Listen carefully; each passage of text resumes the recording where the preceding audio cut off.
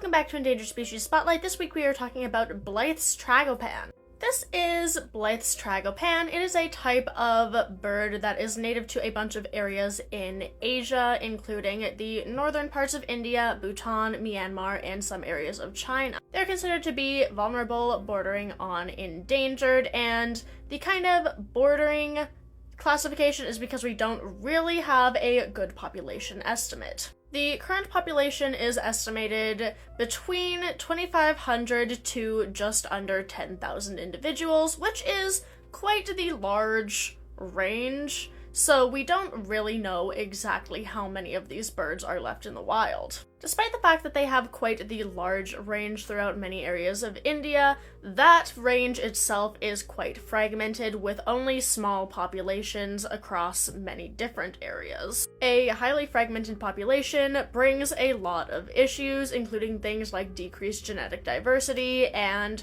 difficulty crossing spaces to be able to breed with other individuals, and increased chance of local extinction. It's much easier to wipe out one small population that is isolated from a bunch of other individuals than it is to wipe out a whole large and connected population.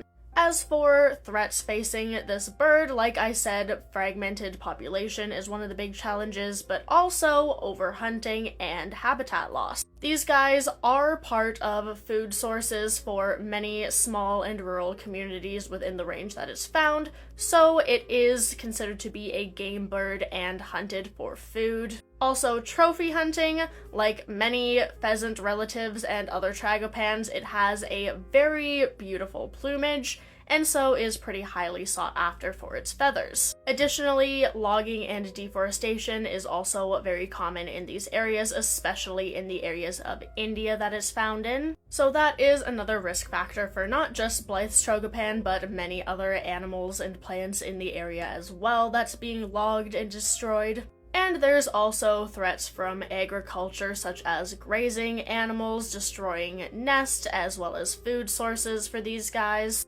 and areas being plowed to make way for fields, for crops, and other things.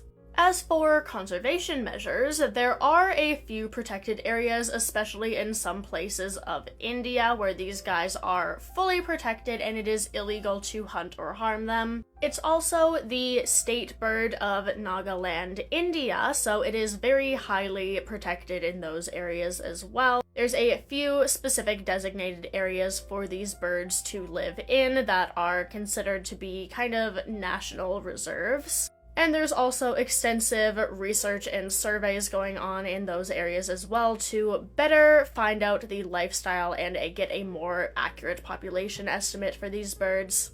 And finally, there's a couple different education campaigns educating locals about these birds, why they should be ideally left alone and protected.